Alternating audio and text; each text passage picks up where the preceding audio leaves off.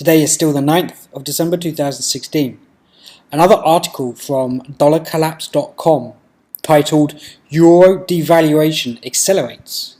Millions of Europeans wishing they'd bought gold. ECB Chairman Mario Draghi's announcement of bigger and better QE, quantitative easing, this morning should have surprised no one. The fact is that the Eurozone is coming apart at the seams, and the only tool left to delay the inevitable is easier money. As the following chart illustrates, the euro has been declining since 2008, with the descent accelerating lately, and more is coming. The only way for Italy, Greece and possibly France to keep it together is for their currency to plunge relative to those and their trading partners, thus making it easier to sell domestically produced stuff abroad.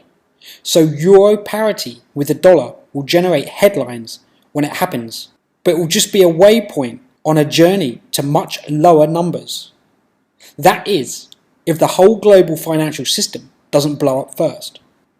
What's a European saver to do? Sitting on a euro denominated bank account generated a 30% loss of real purchasing power during this quote recovery end quote, which for the average European more than offset the trade benefits of a cheaper currency, hence the recent political turmoil. So going forward, cash is clearly not an attractive way to preserve capital. Gold, on the other hand, is more for this kind of situation. In the past decade, it has more or less doubled in euro terms. The difference between a 30% loss and a 100% gain is not lost on the people living through it. So expect European gold demand to rise going forward. Meanwhile, the same thing is happening in China, where the yuan has been falling steadily and is now at a multi-year low to the US dollar. The difference is that many Chinese seem to have understood what was coming and have for the past decade been loading up on gold. The result, currency devaluation, actually improves the finances of a large number of gold-owning citizens. For Americans, there are two lessons here. One, because we're making the same mistakes as Europe and China, borrowing more than we can ever hope to pay off, and papering the growing mess over with artificially low interest rates and aggressive currency creation, the dollar won't last long as the only major currency that's appreciating will eventually be forced to devalue, which will take the currency war to a new and vastly more dangerous stage. 2. When the above happens, gold will soar in dollar terms, just as it is now rising in euro and yuan terms. So today's US savers have a choice of role models. Will we be impoverished Europeans with shrinking bank accounts, or enriched Chinese with ever more valuable stacks of gold? So it's really quite easy to see from the period of 2007 when the crash occurred that in the last 8 years it's been on a general trend downwards, which is a huge devaluation of almost 50%. And again here, the gold price in euro terms back in 2006 was floating around the 450 euros. 10 years later, in 2016, obviously it's above 1,000. This is just a perfect example of currency wars. So it's more proof showing you that you need to get yourself into physical assets, physical gold and silver, and also bitcoins as backup. I'll flick over to this other article, which comes from M2 Now, which is representing global debt. And this is per person in each nation. And this was published on the 30th of November by Niall Bijaux. Seeing any sort of debt isn't exactly pretty, but when you think of debt, you tend to think of overdraft, credit cards, mortgages or student loans, not national debt. However, the numbers of national debt are often too big to really visualize or comprehend. The best way to see just how much money any country is in the red is to divide the amount of debt by the population. That way you get a rough estimate of how much each person owes. In comprehensible figures, thanks to howmuch.net, we got a visual representation of the global debt figures per person in US dollars. The snowball of debt. Now guys, obviously I could go through and read all of these, but obviously you just have to pause it and have a look. But I'll give you a few of the main big ones that are in the center.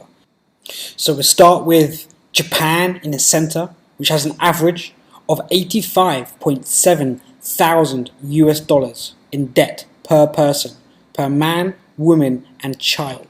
Second is Ireland with 67.1 thousand US dollars. Singapore 56,000, Belgium with 44,000, the United States 42,000, Canada 42,000, Italy 40,000, Iceland 39,000, Austria 38, United Kingdom 32, France 32, Greece 32, Germany 30, Netherlands 29, Qatar 29, Puerto Rico 28, Switzerland 27.5, Finland 27, Spain 26, Portugal 25, Israel 23, and Australia 23,000. So it goes without saying, guys, these are astronomical debt levels that people are born with. These debts are passed on to the second your child is born. Japan is smack bang in the middle, after piling up debt since its economic boom wore off in the 90s. Each Japanese citizen owes a stonking 85,694 US dollars, far more than anyone else. And that's also why the Japanese people, when they're buying homes, they generally have to take out a 20-generation mortgage, because the homes are so overinflated in value and the debt is so high that it is impossible to pay off unless you're extremely highly paid to be paying off your mortgages in your lifetime, let alone your children's lifetime or the children's children's lifetime. So houses are normally passed down with the debt. Developed nations are able to borrow more money because investors generally trust wealthier nations will pay back debt in full. Those with the least amount of debt are from third world countries. Liberians owe the least amount of money towards their country's national debt at 27.44 US dollars per person. Other poor nations with low debt include Dominican Republic of Congo at $90 per person and Haiti at $204 per person. So that's quite a scary map when you actually look at it in terms of debt. And obviously, who owns the debt? Moving on to this last article, published on the 1st of December, NewYorkTimes.com. The guys from, quote, Goldman Sachs, end quote. During World War II, President Franklin D. Roosevelt selected Sidney J. Weinberg, the chief executive of Goldman Sachs, to serve as the assistant director of the War Production Board. Mr. Weinberg was one of the few men on Wall Street to support Roosevelt in the 1932 election, and he went on to advise President Harry S. Truman, Dwight D. Eisenhower, and Lyndon B. Johnson.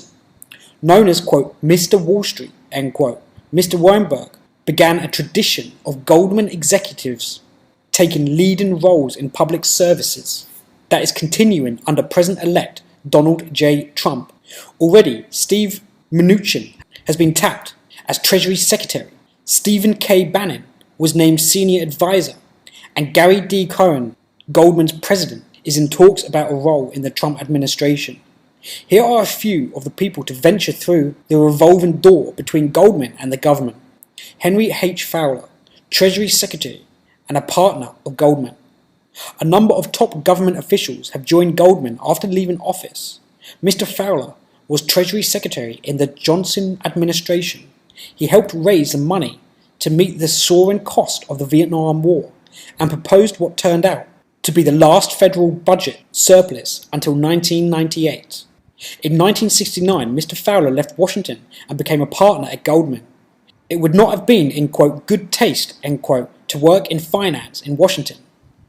And he said his new position, quote, pays a little more, end quote, than the $35,000 a year he made as a cabinet secretary. John C. Whitehead, co-chairman of Goldman and Deputy Secretary of State, Mr. Whitehead was one of New York's most prominent citizens, a veteran of D-Day. He capped a lauded career on Wall Street and in the State Department by shepherding the first years of the city's fractious efforts to rebuild after the 2001 terrorist attacks. The columnist Liz Smith once called him, quote, chairman of the establishment, end quote. He helped pilot Goldman Sachs to the forefront of investment banking and led the boards of Harvard, the Asia Society, and the Federal Reserve Bank of New York. Among other institutions, a deputy secretary and state in the Reagan administration, he helped wean the countries of Eastern Europe from the Soviet Union. Robert E. Rubin, co-chairman of Goldman and Treasury Secretary. Mr. Rubin amassed a fortune on Wall Street before heading the National Economic Council under President Bill Clinton. In 1994, Mr. Clinton selected him to become Treasury Secretary. Mr. Rubin drew criticism just after his arrival in Washington when it was disclosed that he had sent farewell letters to hundreds of Goldman clients saying he was, quote, looking forward to working with you in my new capacity, end quote. He said that he was merely being polite. Mr. Rubin played a role in arranging the compromise that led to the repeal of the Glass-Steagall Act. After leaving office, he joined a leadership triangle at Citigroup. Kenneth D. Brody, management committee at Goldman and president of the Export-Import Bank. After running Goldman's real estate division, Mr. Brody was appointed by President Clinton to the once lethargic ex-IM Bank. Critics have contended that the bank's business is really a form of corporate welfare, benefiting mainly giants like Boeing and General Electric. When he arrived in Washington, he was astonished when an aide told that it was difficult for the public to reach the agency on the telephone, replied that, quote, those who need us know how to get us, end quote. Mr. Brody said, quote, I went nuts, end quote, in response. Gary Gensler, a partner at Goldman and chairman of the Commodity Futures Trading Commission, after minting a small fortune as one of the youngest partners in Goldman's history, Mr. Gensler was named Assistant Secretary for Financial Markets in 1997. At the Treasury Department, he helped enact legislation exempting broad portions of the derivatives trading from oversight. But Mr. Gensler soon developed a reputation for cracking down on Wall Street during this time at the agency. The day in 2010 that the Dodd-Frank financial overhaul became final, he stayed past 4 a.m. to put the finishing touches on the law. His aggressive streak thrust the once backwater agency into the front lines of reform. The push by Mr. Gensler clashed with the staid culture of the agency, once known as, quote, watchdog that didn't bark, end quote. Romano Prodi, international advisor to Goldman Sachs and Prime Minister of Italy, the former economist professor of the European Commission, President served 2 terms as Prime Minister of Italy. In 2008, he lost a confidence vote and submitted his resignation. Mario Draghi, Vice Chairman of Goldman Sachs International and President of the European Central Bank.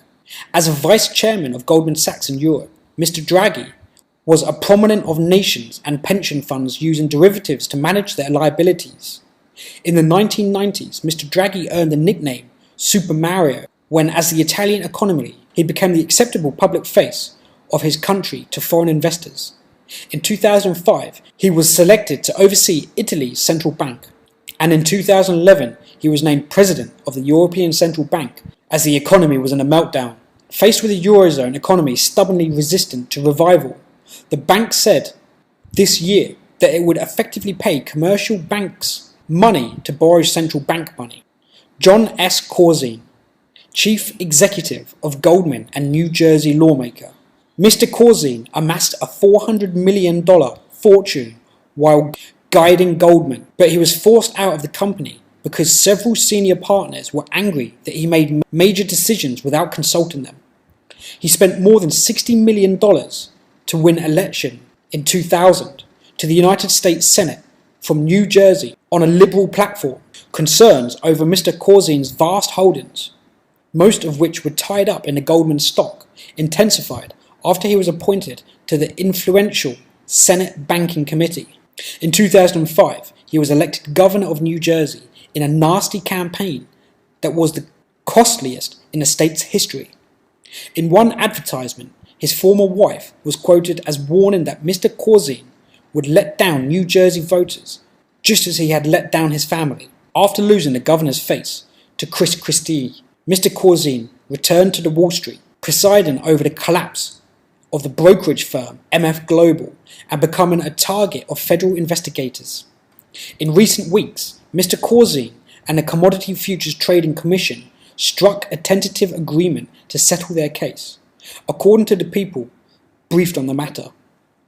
Stephen Friedman, co-chairman of Goldman and White House chief economic advisor. Around Goldman, Mr. Friedman is remembered for having built the company's lucrative practice of advising companies on mergers and acquisitions. In 2002, President George W. Bush chose the tenacious Wall Street veteran as his chief economic advisor. Mr. Friedman's co-chairman at Goldman, Mr. Rubin, led President Clinton's National Economic Council. Mr. Friedman generated some controversy as chairman of the Federal Reserve Bank of New York during the financial crisis, when the Fed was helping put together a rescue plan for Wall Street. He stepped down from the role in 2009 after questions arose about his ties to Goldman. In 2014, Mr. Friedman appeared briefly on, quote, Game of Thrones, end quote, dressed as a peasant. Joshua B. Bolten, executive for Goldman Sachs International and White House Chief of Staff. The former Goldman executive grew up in establishment Washington, the son of a Central Intelligence officer. Mr. Bolten was the White House Legislative Affairs Director for part of the administration of the first President Bush. Under the second President Bush, he was Deputy White House Chief of Staff, then Director of the Office of Management and Budget, and finally, Chief of Staff. Mr. Bolten played an important role in putting together the Bush tax plan and helped recruit another Goldman executive, Henry M. Paulson Jr., as Treasury Secretary in 2008. The House voted to issue contempt citations against Mr. Bolten and a former White House counsel for refusing to cooperate in an investigation into the mass firings of federal prosecutors. Robert K. Still, Vice Chairman of Goldman and Under-Secretary of the Treasury. Before the financial crisis, Mr. Still was co-chairman of the commission that claimed that heavy-handed regulation was hindering financial innovation, and another that argued that hedge funds could police themselves. By April 2008, he was extolling the powers that a super regulator might wield over Wall Street one day. Quote, when you're driving fast down a slippery road, sometimes a regulator needs to tap lightly on the brakes to get you to slow down, end quote, Mr. Still told the New York Times. But too many on Wall Street and on the Main Street, the car had already crashed. Henry M. Paulson Jr., Chief Executive of Goldman Treasury Secretary. Before he became Treasury Secretary in 2006, Mr. Paulson agreed to hold himself to a higher ethical standard than his predecessors. That plan did not survive the worst financial crisis since the Great Depression. The government propped up the teetering financial system with tens of billions of taxpayer dollars, including aid that directly benefited his former company. To deal with the financial crisis, Mr. Paulson tapped so many former Goldman executives that bankers coined the nickname, quote, Government Sachs, end quote. Quote, I operated very consistently within the ethic guidelines I had as Secretary of the Treasury, end quote, Mr. Paulson told lawmakers in 2009, adding that he asked for the ethics waiver for his interactions with his old company, quote, when it became clear that we had some very significant issues with Goldman Sachs, end quote. Mr. Paulson helped decide the fates of a variety of financial companies, including two longtime Goldman rivals, Bear Stearns and Lehman Brothers, before his ethics waivers were granted. Ad hoc actions were taken by Mr. Paulson and officials at the Federal Reserve, like letting Lehman fail and compensating the trading partners of the American International Group. Neil Tay Kashkari, investment banker for Goldman and president of the Federal Reserve Bank in Minneapolis. Mr. Kashkari arrived in Washington in 2006 after spending 2 years as a low-level technology investment banker for Goldman in San Francisco. Today, he runs the Federal Reserve Bank in Minneapolis and compares banking to the nuclear power industry. Mr. Kashgari's latest proposal, called the Minneapolis Plan, is likely to pressure banks to break apart because the high cost of holding so much capital would mean it would no longer make sense to stay so large. William C. Dudley, partner at Goldman and president of the Federal Reserve Bank of New York, a Goldman economist with a knack for reading the markets, Mr. Dudley stepped into the spotlight in 2009 as the Fed's senior statesman on Wall Street. He has navigated a painful recession while leading the Fed's sweeping efforts to stabilize the nation's troubled financial industry. In 2014, secret recordings detailing interactions between employees of the New York Fed and Goldman were made public. The former Fed employee, Carmen M. Segarra, who made the recordings, had sued the New York Fed, arguing that she had been fired for being too hard on Goldman. Mr. Dudley defended the agency, but Senator Elizabeth Warren told him, quote, "You need to fix it, Mr. Dudley, or we need to get someone who will," end quote.